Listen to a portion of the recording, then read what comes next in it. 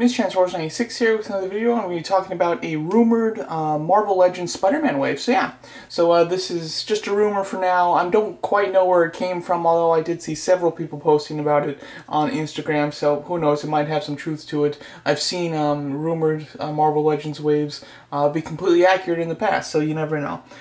Anyway, I like to make these videos just because they're fun to make. They're fun to talk about and speculate, and just, you know, it's kind of nice to cover it while it's really new information. So let's get to it.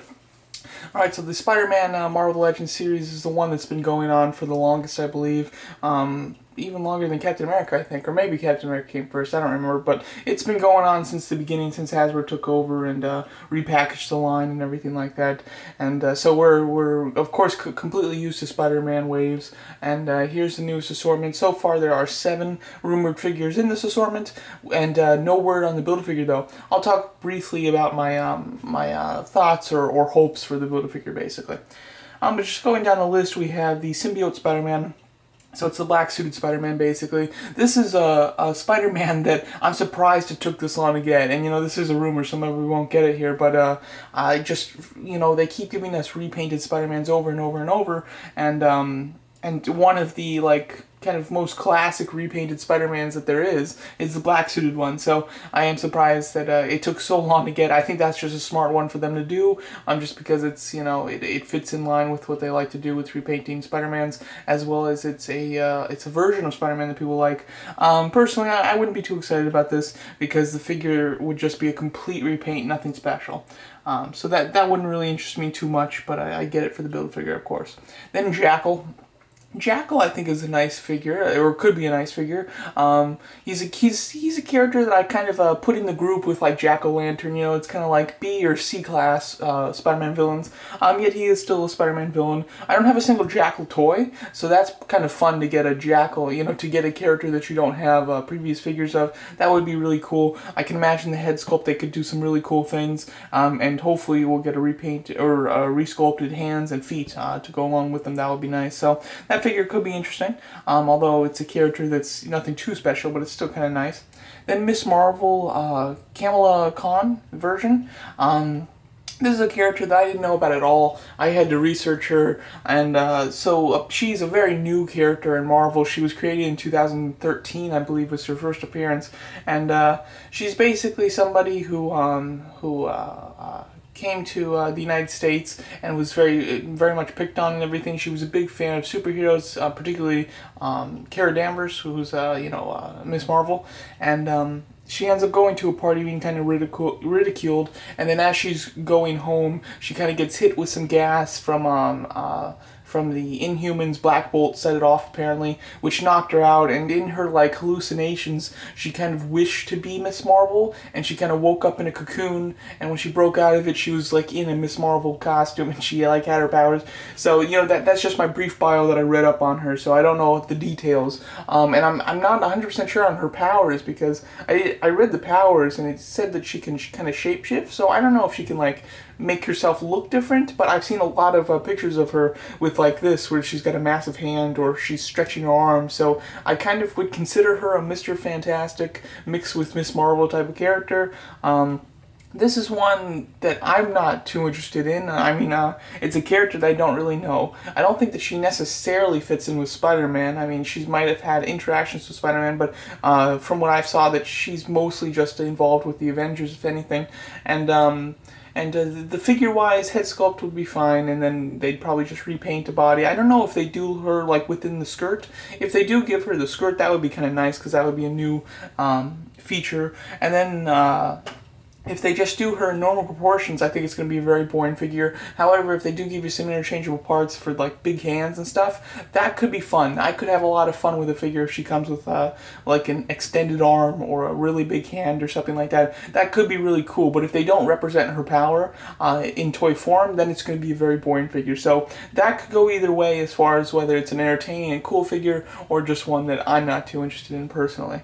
Then there's the all-new Spider-Man. I'm not quite sure like what's different about the Spider-Man as compared to previous versions. I think this is just kind of a modern iteration of him. He's in mainly a very classic looking costume.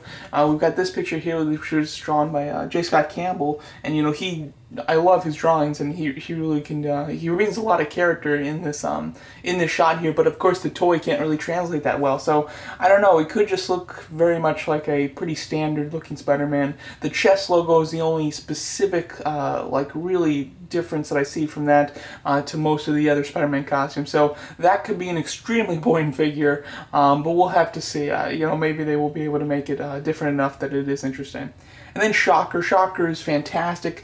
I like the Shocker character. I like him a lot. And I don't have a single comic book Shocker figure. So I would love to get one. And then on top of all of that, he's another member of the Superior Sinister Six. So that's just another reason that I really want him. So he's an obvious choice because they've been slowly making the Superior Sinister Six. He's the next one to go. As well as he's a pretty big Spider-Man villain. So I'm extremely excited for him. I hope that they re-sculpt a decent amount. I mean, like his costume that has like two brown pieces that kind of go down. You can see, like, I guess you can call it his skin, but it's like an undershirt type of thing. I hope that that's actually like sculpted on and not just painted. As well as, of course, I think that they would have to re-sculpt his gauntlets, which could be really cool. So I'm very excited for that. I hope he comes with some blasting accessories, and that's probably my most anticipated figure of the wave. Maybe there's one other that could beat it.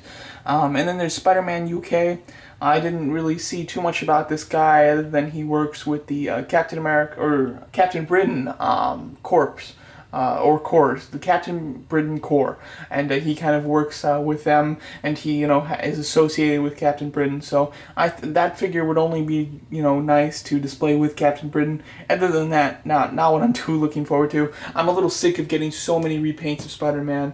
Eventually, I'll take a picture of just all my Spider-Man figures, and that's going to look really cool. But other than that, paying $20 a pop for just a repaint is really, it gets tiring after a while. And then lastly, Green Goblin. This is an obvious choice for Marvel Legends to do.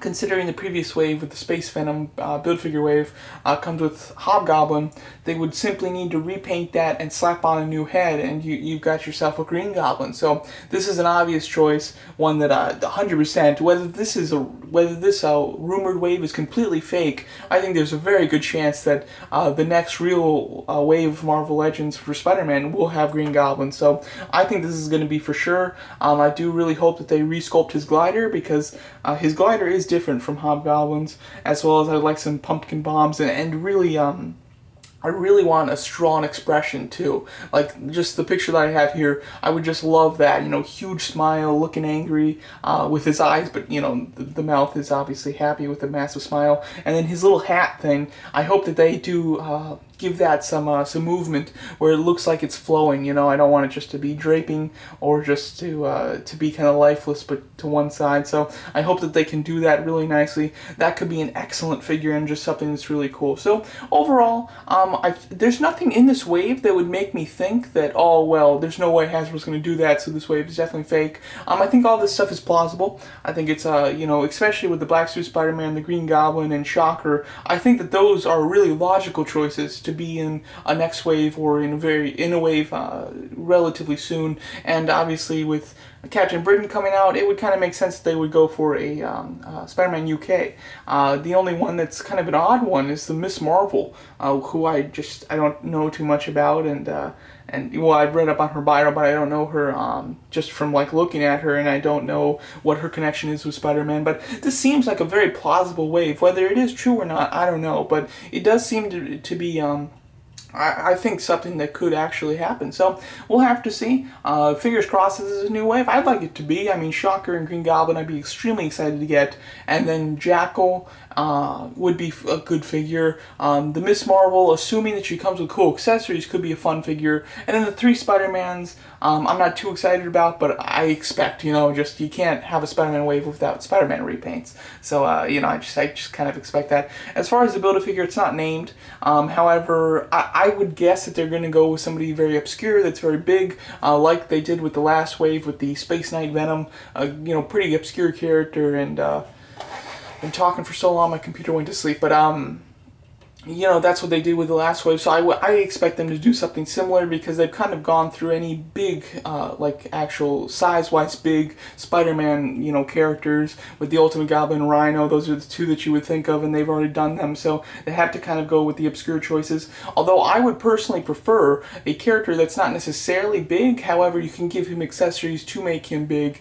similar to what they did with Absorbing Man, because I would love to see a Sandman, but coming with sand interchangeable parts, you know, that could make him bigger, could make his limbs bigger, and that could qualify as a Build-A-Figure. I think that would be excellent. I'd be really happy with that. As well as Dr. Octopus. Dr. Octopus is a bigger guy anyway, just himself, so that could help with the size. And then, of course, giving him his arms and making them pretty articulate, I think that could definitely qualify as a Build-A-Figure as well. So those two I would really love. However, I think that there's a good chance they're going to go with some obscure character that is big size-wise, but one that we're not, or the majority of people aren't 100% familiar with, or at least no extensive amount of information on. But there you go. That's my coverage on this new rumored wave. I enjoy talking about these rumored waves. They're kind of fun to speculate and, you know, kind of talk about what if, basically. So there you go. Let me know what you guys think of this wave and which figures you would buy from it, and also what you think the Build-A-Figure could be. Alright, thanks so much for watching.